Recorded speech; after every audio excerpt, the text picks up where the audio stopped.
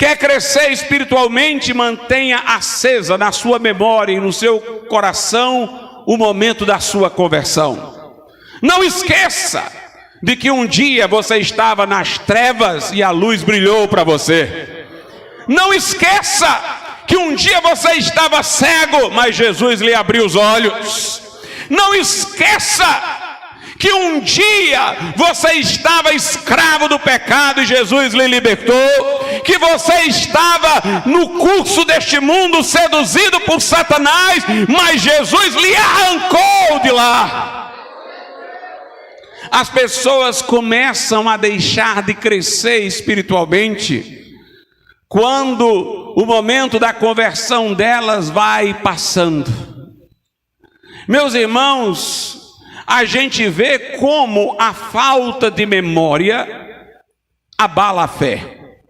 O povo de Israel viu o mar vermelho se abrindo e os cavaleiros de Faraó sendo afogados, e eles passando. Depois do deserto estavam resmungando por falta de comida, de água, dizendo que era melhor ter ficado no Egito.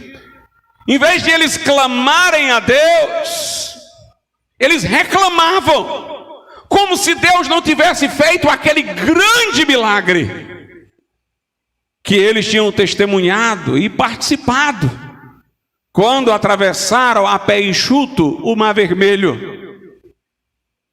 A falta de memória os abalava tanto na fé que eles que festejaram quando atravessaram o mar estavam agora lamentando ter saído do Egito.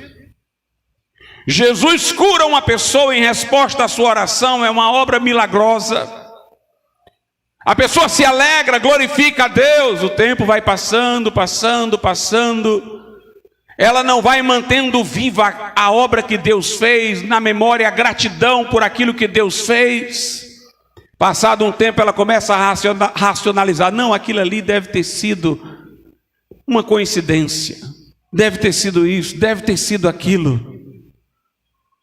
Quando você não mantém vívida a ação de Deus em sua vida, a falta de memória começa a atingir a fé.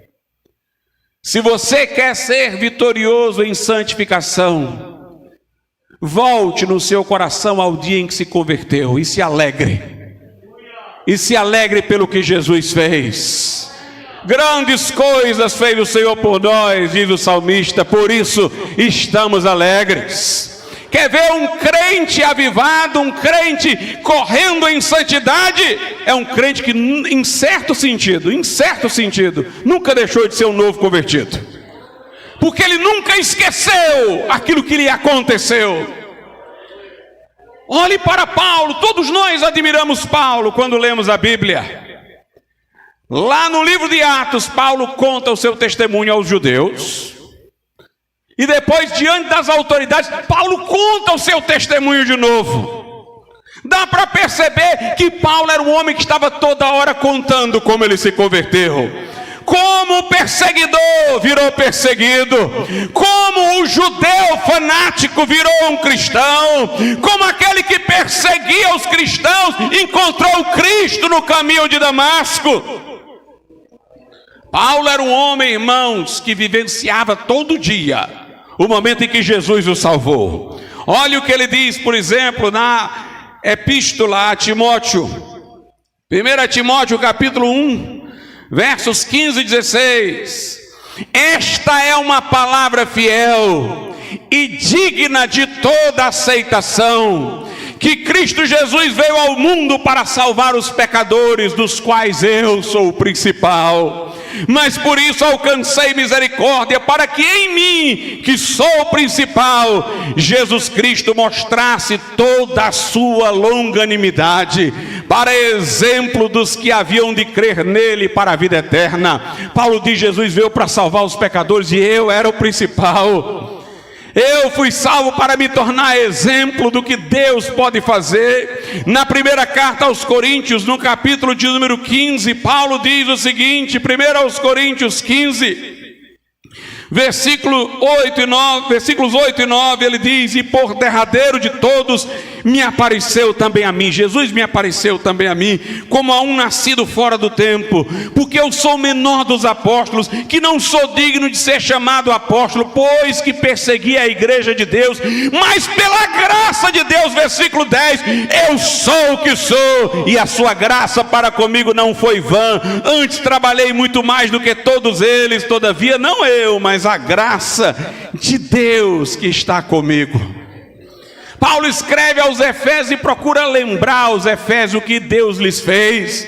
Paulo diz: nós estávamos, capítulo 2, mortos em delitos e pecados, éramos por natureza filhos da ira, andávamos segundo o curso deste mundo, segundo o Espírito que agora opera nos filhos da desobediência, fazendo a vontade da carne e dos pensamentos, segundo o príncipe das potestades do alto diabo.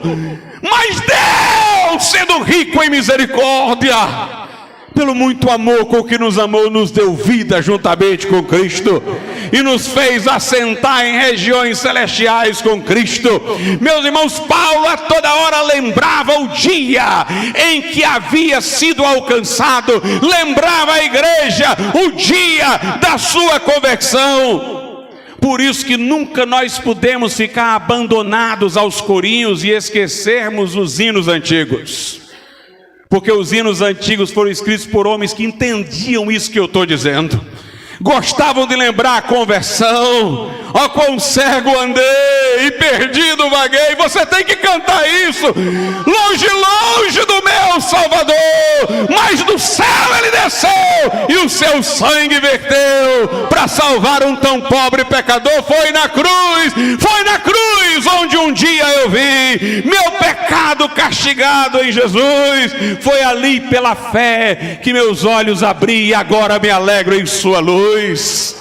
Eu vagava pela senda de horror, aleluia, mas agora livre estou, como diz o hino, livre estou pela graça de Jesus, eu livre estou. Longe do Senhor andava, no caminho de horror, pois Jesus não perguntava e nem queria o seu amor.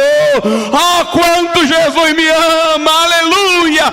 Esses hinos têm que ser cantados, e cantados de coração, para você lembrar: Ele me alcançou, Ele me libertou, Ele me salvou. É dali onde tiramos a força, a gratidão. Nós temos que agradecer a Deus todo dia pela nossa conversão.